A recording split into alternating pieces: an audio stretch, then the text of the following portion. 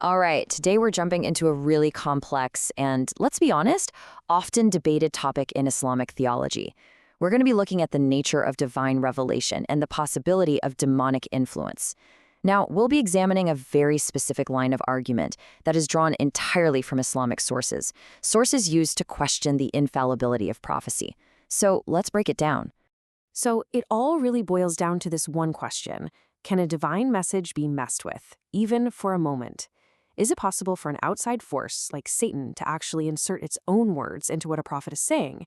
This is the central issue we're going to explore today, based on the source material.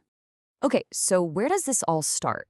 Well, it begins with a verse right from the Quran itself, Surah 22, verse 52. It says that whenever a messenger or prophet recited something, Satan would throw into his recitation. But, and this is key, the verse goes on to say that Allah then abolishes or basically cancels out whatever Satan threw in. This single verse is the foundation for the whole debate we're about to unpack. So let's unpack that. What does a verse like this actually imply? This is where the first part of the argument really kicks in, focusing on how this verse could suggest a potential vulnerability in the whole process of revelation. The key here is this one Arabic word, alqa, which gets translated as through into. Now, those making this argument say this word implies a direct, literal insertion of words into the prophet's speech. Not just, misunderstanding by the people listening, but an actual intrusion. And that's an absolutely crucial distinction for their case. And that, right there, leads to a massive question. If an outside force can just slip words into what a prophet is saying, words that only get corrected later on, how could anyone listening, including the prophet himself, be 100% certain in that moment that what they're hearing is purely from God? And this isn't just a theoretical idea. It brings us to a really famous and controversial story that some early Islamic historians, people like Al-Tabari and Ibn Ishaq, directly connected to that Quran verse, the Satanic verses incident. And this is the phrase that's at the heart of it all. According to those early accounts, Muhammad actually spoke these words, which are praising some pre-Islamic goddesses. You can imagine, that would have been seen as a huge deal, like a major compromise with the pagans in Mecca.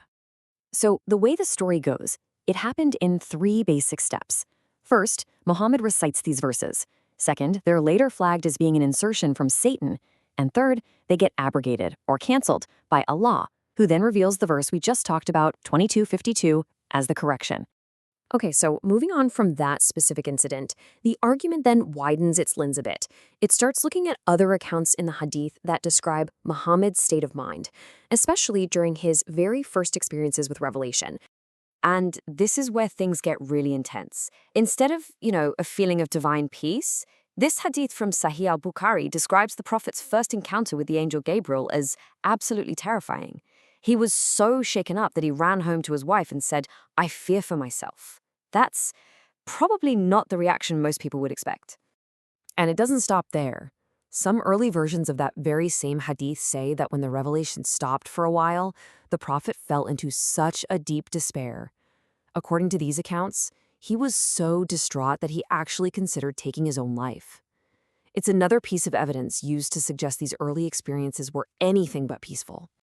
So if we're following this thread of outside influence, the source brings up another set of stories from the Hadith. These are the reports that detail a time when Muhammad was said to have been bewitched. This Hadith is pretty blunt. It says a magic spell was cast on Muhammad, and it made him so confused that he would imagine he had done things that he, in fact, had not done. And apparently, this went on for some time. You see, the point the source is making by putting all this together is that these reports seem to show a prophet who isn't always divinely protected from harmful external spiritual forces. And it argues that this really complicates the picture. All right, this leads us to the final piece of the puzzle that the source presents. And it's a big one. It's framed as a kind of built-in test for a prophet, one established right there in the Quran. The whole idea is pretty simple. The Quran lays out a very clear, very serious consequence for what would happen to Muhammad if he ever dared to make up words and claim they were from God. Now, this is where it gets really, really interesting. Look at this side-by-side comparison. On the one hand, you have the Quran's very specific warning, a false prophet would have his aorta cut.